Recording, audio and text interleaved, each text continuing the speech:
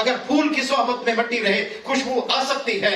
اگر ولی اللہ کے قدموں میں کوئی شخص صحیح اخلاص اور نیت سے بیٹھے تو اس کی برکات, ذکر کی برکات, انوارات, اللہ کا خوف, تجلیات سب اس انسان میں منتقل ہو جاتے ہیں. لیکن نیت خالص ہو تو فائدہ ہوتا ہے.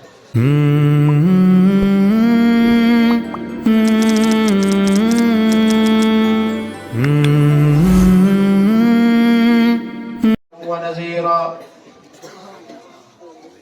وداعيا إلى الله بإذنه وسراجا منيرا. أما بعد أعوذ بالله من الشيطان الرجيم. بسم الله الرحمن الرحيم. يا أيها الذين آمنوا اتقوا الله وقولوا مع الصادقين. قال النبي صلى الله عليه وسلم سبحان الله لا تقوم الساعة حتى يقال في الأرض الله الله. اللهم صل على سيدنا ومولانا محمد وعلى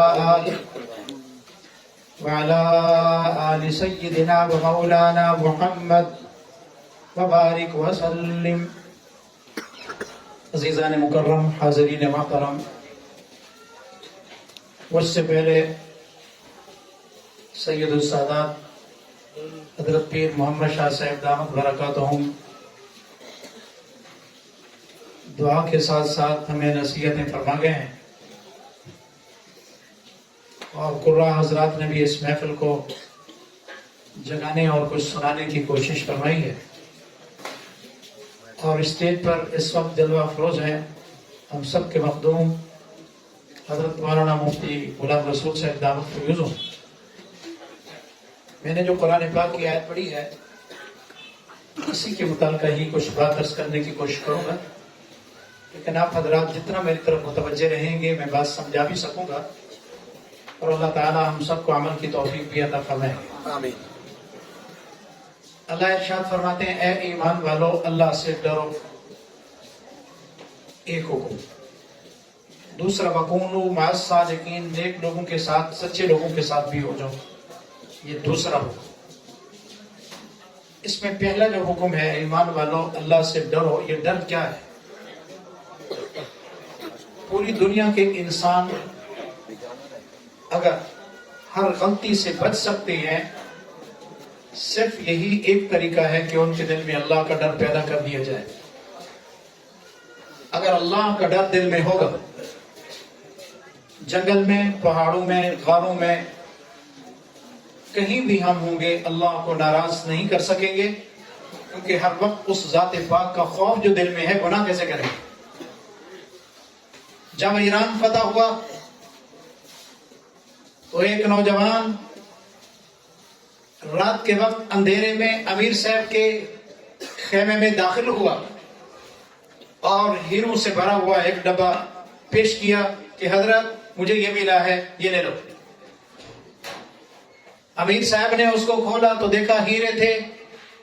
نوجوان سے فرمایا بیٹا آپ نے کچھ اس میں سے اٹھایا تو نہیں؟ اس نوجوان صحابی نے فرمایا اگر اللہ کا ڈر نہ ہوتا تو یہ ڈبہ ہی غائب ہو جاتا, کچھ اٹھانے سے کیا بنتا. امیر صاحب حیران ہوئے اور فرمایا نوجوان تیرا نام کیا ہے؟ فرمایا جس ذات کے لیے میں نے یہ عمل کیا ہے اس ذات کو میرا نام آتا ہے, مجھے بتانے کی کیا ضرورت ہے.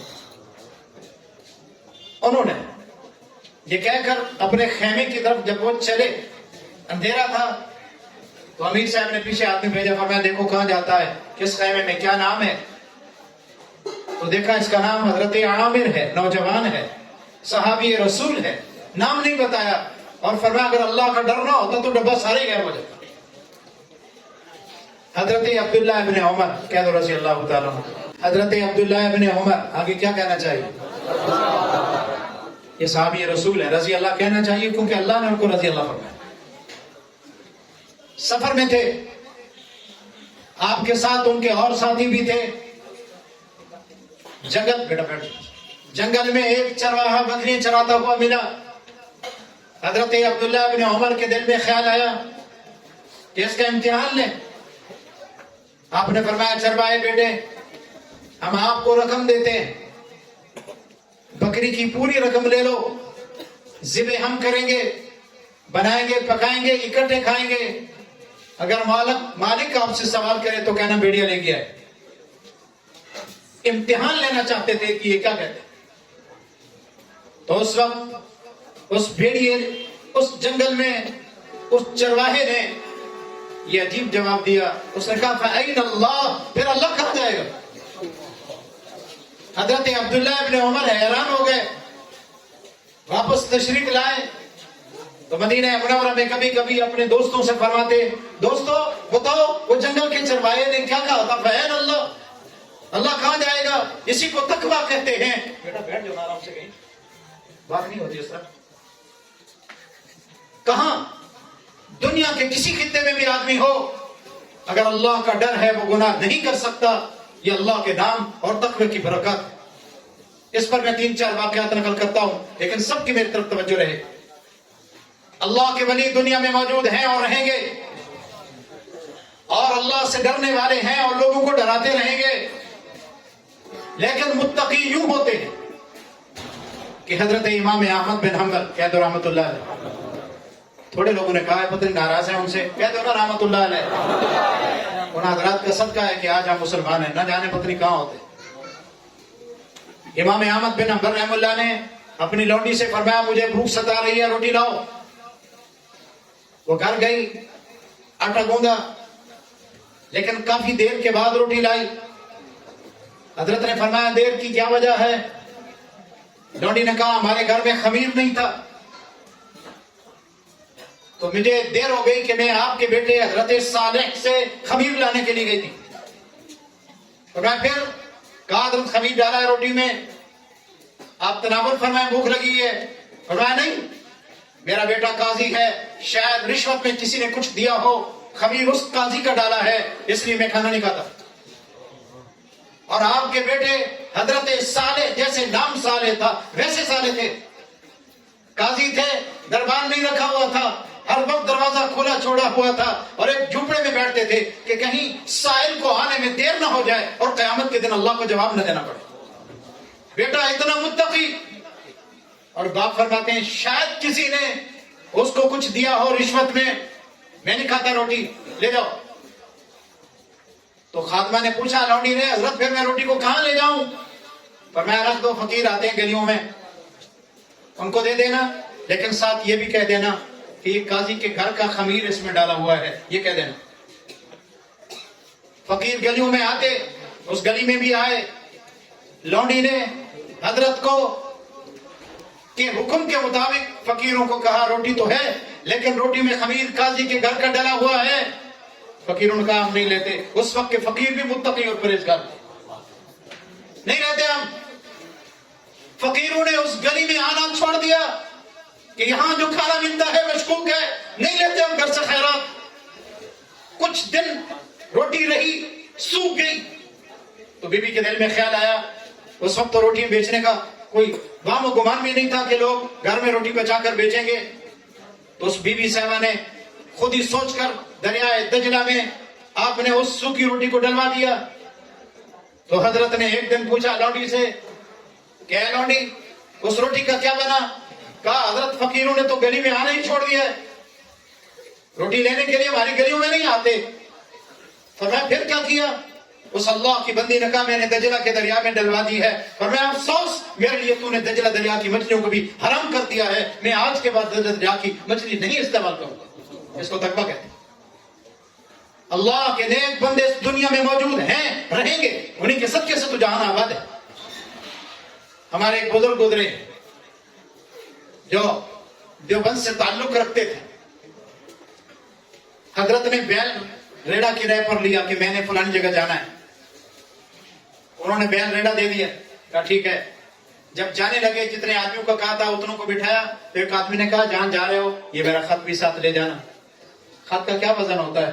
فرمایا میں نے بیل ریڑے کو سارا سامان دکھایا ہے، میں نے بتایا اتنا اتنا وزن ہوگا، میں نے خط دکھایا نہیں، اس لیے میں لے جاؤں تو اللہ ناراض ہو جائے گا، میں اس کو ساتھ لے جانے کے لیے قطعاً تیار ہوں۔ اس کو تقویٰ کہتے ہیں۔ اللہ فرماتے ہیں اے ایمان والو اتقوا اللہ، اللہ سے ڈرو، اس کو ڈرنا کہتے ہیں۔ اب میں اپنے اکابر میں سے ایک بزرگ کا واقعہ نقل کرتا ہوں. اللہ ہم سب کو اپنا خوف نصیب فرمائے. آمین. خوف نہیں ہے، صرف جبے کبے اور اس طرح کی نقلی صورتیں اور اللہ کی پہچان نہیں، فرائض نہیں، شکل صورت اسلامی نہیں. ہم قطعاً ان کو ولی ماننے کے لیے تیار نہیں ہیں. اللہ کے نیک بندے موجود ہیں، شکل دیکھو تو شکلوں سے پتہ چلتا ہے کہ ان کے دل میں اللہ کا ڈر کتنا ہے. حضرت مولانا اشرف علی تھانوی کہہ دو رحمۃ اللہ علیہ، حضرت نے ایک فتویٰ لکھوایا. فتوے پر صرف نام لکھنا تھا، اشرف علی. آپ کے بھانجے ہیں مولانا شبیر علی. اور انہوں نے عرض کیا حضرت سین کرنے مسجد میں بیٹھے تھے، دیا جل رہا تھا. یہ قلم یہ دوات، اور میں یہ قلم بھی مدرسے کا ہے، دوات بھی مدرسے کی ہے. میرے لیے جائز نہیں ہے میرے گھر سے کاغذ لاؤ، قلم لاؤ، لیکن چراغ بھی لاؤ. مسجد میں کاغذ آیا، وہ قلم آیا، دوات آئی، چراغ گھر سے منگوایا. مسجد کا دیا جل رہا تھا، بجھا دیا. اپنے دیے کو جلایا اور لکھا اشرف علی. پھر مسجد کا دیا جلا دیا. تو مولانا شبیر علی نے پوچھا حضرت نمازی نماز پڑھ رہے تھے، جل رہا تھا ان کے لیے، آپ نے بجھا دیا اور سین کر کے پھر اس کو بجھایا اپنے گھر والے کو، چلایا مسجد والے کو، کیوں؟ فرمایا وہ نمازیوں کے لیے چل رہا تھا، اشرف علی کے لیے تو چل نہیں رہا تھا. اور سین اپنے گھر کے قلم سے کیا تو اس لیے اللہ نے اس کو بھی مجدد ملہ بنایا. 1600 کتابیں، اکثر لوگوں نے منہ ہی نہیں دیکھا ہوگا. اس مرد قلندر نے اپنے ہاتھ سے مبارک ہاتھوں سے 1600 کتابیں لکھی ہیں، اور تمام کتابوں کا نام اور لسٹ ڈاکٹر عبدالحی عارفی نفر اللہ مرکزہ نے شائع کی ہے. کئی 100 صفحات کی کتاب ہے جس میں حضرت کی 60 کتابوں کا نام ہے. سبحان اللہ. تھوڑے بندے سبحان اللہ کہتے ہیں، ناراض ہیں اللہ کے بندے. 1600 کتاب، اور بعض کتابیں تو کئی کی جلدوں میں. میں بات اور مختصر کرتا ہوں تاکہ میں حضرت مفتی صاحب کے درمیان اور آپ کے درمیان زیادہ اہل نہ ہوں. یہی مولانا اشرف علی ہے، کہہ دو رحمۃ اللہ علیہ. اسٹیشن پر گئے، ٹکٹ لے لیا، اور گاڑی میں ٹکٹ کے ساتھ وزن بھی ہوتا ہے جو سامان ہو. تو کسی مرید نے گنے دے دیے، تو میں یہ بھی ساتھ لے جاؤ. تو آپ نے اسٹیشن والوں سے کہا اس کا وزن کرو. کہا حضرت گھبرانے کی کیا ضرورت ہے. تو ایک گارڈ نے کہا میں آپ کے ساتھ جاؤں گا نا. فرمایا کہاں تک؟ اس نے کہا احمد آباد تک. فرمایا میں نے تو اس سے بھی آگے جانا ہے. اس نے کہا میں آگے والے کو کہہ دوں گا، وہ آپ کو لے جائے گا. فرمایا میں نے تو اس سے بھی آگے جانا ہے. گارڈ نے کہا حضرت آپ کا سفر تو وہاں ختم ہو جائے گا، آگے کہاں جاؤ گے؟ فرمایا میں نے قبر تک جانا ہے. کون سا گارڈ میرے ساتھ قبر میں جائے گا؟ اس لیے وزن کرو تو گنوں کو لے جاؤں گا، ورنہ یہیں چھوڑ دیتا ہوں. اس کو تقویٰ کہتے ہیں. اس کو کیا کہتے ہیں؟ اللہ فرماتے ہیں ایمان والو اللہ سے ڈرو. یہ ڈر پیدا ہوتا ہے اللہ والوں کی صحبت میں بیٹھنے سے. اور وَكُونُوا مَعَ الصَّادِقِينَ، سچے لوگوں کے ساتھ ہو جاؤ، سچوں کے ساتھ. اس کی بڑی برکت ہے سچوں کے ساتھ بیٹھنا اٹھنا. یقیناً کچھ دن آدمی رہے، فائدہ ہوتا ہے، اثر ہوتا ہے. اسی کو شیخ سعدی رحمۃ اللہ علیہ فرماتے ہیں گلے خوشبو کے در حمام روزے. میں ایک دن حمام میں تھا تو میرے پاس خوشبو آئی. اور خوشبو کیسے آئی؟ گلے خوشبو در حمام روزے رسید دست محبوب بدستم. میرے دوست کے ہاتھ سے ایک مٹی آئی، گلے گل مٹی آئی. تو کہتے ہیں میں نے اس مٹی کو سونگا تو مجھے محسوس ہوا کہ مٹی میں خوشبو ہے. تو میں حیران ہوا کہ مٹی میں تو خوشبو نہیں ہوتی. بدو گفتم کہ مشکی یا ابیری کہ از بوئے دلاویز تو مستم. میں نے کہا تو مشک ہے یا عنبر؟ تیری خوشبو سے میں مست ہو گیا ہوں، تو کیا ہے؟ تو کہتے ہیں مٹی بول پڑی. مٹی بولتی ہے، اور یہ حدیث سے ثابت ہے کہ مٹی بولتی ہے. اور میری آقا صلی اللہ علیہ وسلم نے فرمایا قیامت کے قریب انسان کی جوتی کا تسمہ بھی بولے گا، بولتا ہے. مٹی بھی بولتی ہے. قرآن بھی کہتا ہے یومئذ تحدث اخبارها بان ربک اوحی لها. زمین کو اللہ فرمائے گا تو خبر سنا تیرے اوپر میرے فلاں فلاں بندے نے کیا حرکتیں کی ہیں. تو کوئی سوال کر سکتا تھا کہ مٹی بھی بولتی ہے. رب نے جواب دے دیا بان ربک اوحی لها. تیرا رب حکم کرے گا تو مٹی بھی بولے گی. سبحان اللہ. مٹی بولتی ہے. سبحان اللہ. اس لیے خیال کر کے گناہ کرو.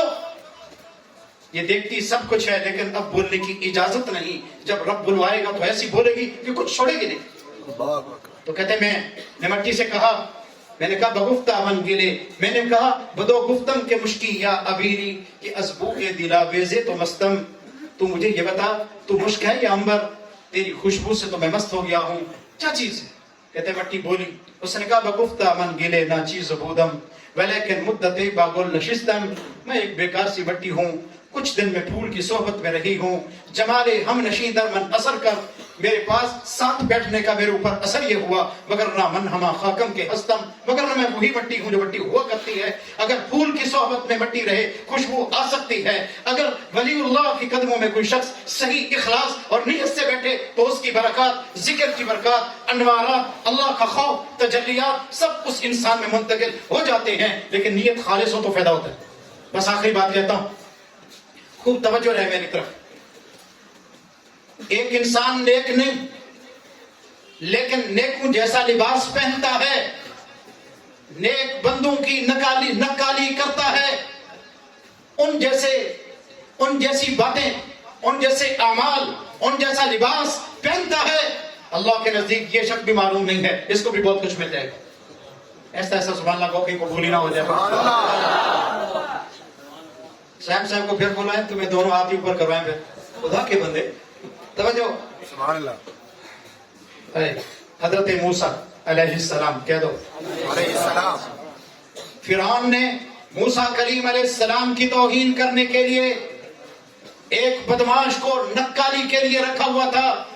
جب اس کا جی چاہتا، اور یہ بات مرکات شرح مشکات میں موجود ہے، جب اس کا جی چاہتا کہ تھوڑی سی گپ شپ ہو جائے، محفل زعفران بن جائے، وہ بدبخت اس نکالیہ کو بلا کر کہتا ذرا بات کرو۔ موسیٰ کیسے بات کرتے ہیں علیہ السلام، کیونکہ موسیٰ کلیم علیہ السلام کی زبان میں لکنت تھی، اور آپ کے سادہ کپڑے تھے، جوتی سادہ، سر کا کپڑا سادہ، ہاتھ مبارک میں ڈنڈا تسبیح، تو وہ بدبخت ان جیسی چال، ان جیسی آواز، ان جیسا لباس، ان جیسا ڈنڈا، ان جیسی طریقے کے ساتھ بات کرتا، اٹک اٹک کر فرعون بھی ہنستا، اس کے چیلے بھی ہنستے، اور موسیٰ کریم علیہ السلام کا بڑا دل دکھتا کہ یہ بدبخت میری نکالی کر کے فرعون کو اور ان کے ساتھیوں کو ہنساتا ہے۔ اللہ کے نبی کا بڑا دل دکھتا تھا۔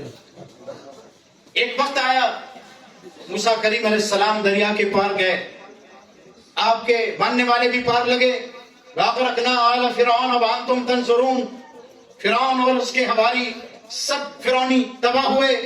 تو موسیٰ کریم علیہ السلام جب دریا کے پار گئے تو دیکھا وہ نکالیہ بھی پار کھڑا ہے۔ اللہ اکبر۔ تو بڑا دکھ ہوا اور عرض کی میرے مولا یہ تو مجھے بہت تکلیف دیتا تھا، میری نکالی کرتا، سب میرے اوپر ہنستے تھے، اللہ اس کو تو فرعون سے بھی پہلے غرق کرتا، لیکن یہ تو پار کھڑا ہے۔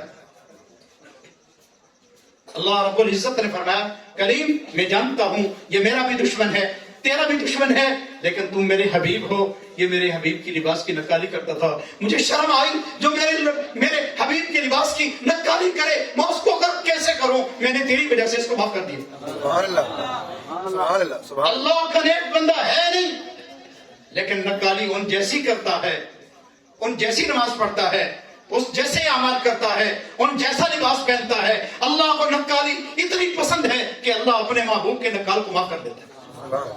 اس لیے اللہ فرماتے ہیں متقی بن جاؤ، تو انشاءاللہ اللہ سے ڈرنے کی محنت کرتے رہو گے انشاءاللہ، اللہ والوں کے ساتھ رہو، قرآن کی تلاوت کرو، ذکر اذکار کرو، وَكُونُوا مَعَ الصَّادِقِينَ، اور سچوں کے ساتھ ہو جاؤ۔